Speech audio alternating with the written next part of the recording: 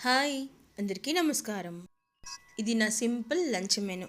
ఇది ఎలా చేశానో చూపించే ముందు మీకు ఒకటి చూపిద్దామని. మీరు చేస్తారా ఇలా? ఒకరోజు తిన్నాను నేను, ఈ క్లిప్ చూపించడం మిస్ అయ్యాను.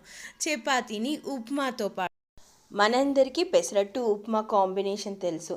నిజం చెప్పాలంటే నాకు పెసరట్టు ఉప్మాతో కంటే ఈ చపాతీ ఉప్మానే బాగా నచ్చింది. బయట ఎక్కడైనా టిఫిన్ చేయాల్సి వచ్చినప్పుడు అక్కడ మెనూలో పెసరట్టు ఉప్మా ఉంటే నాకు ఉప్మా లేకుండా వేసి ఇవ్వండి పెసరట్టు అని చెప్పి మరీ చేయించుకుంటాను. అలాంటిది ఇలా చపాతీకి మాత్రం ఉప్మా భలే నచ్చింది. యాక్చువల్గా ఈ అనపగింజలతో ఈరోజు కర్రీ ఏమైనా చేద్దాము అని అనుకున్నాను. పిల్లలిద్దరూ వెళ్ళిపోయారు. చందునేమో లంచ్ ఈరోజు నాకు బయట అని చెప్పారు. ఇంకా నేను ఒక్కదాన్నే కర్రీ ఏం చేసేది అని చెప్పేసి వాటిని ఉడికించైతే పెట్టాను. తర్వాత ఈవినింగ్కి స్నాక్ లాగైనా తింటారు పిల్లలు అని. నేను మాత్రం ముందు రోజు రసం మిగిలి ఉంటే ఆ రసంని వేడి చేసుకొని ఇలా కాంబినేషన్గా సింపుల్గా ఫినిష్ చేశాను నా లంచ్. ఇప్పుడు ఇది సాంబార్గా మారిపోయింది.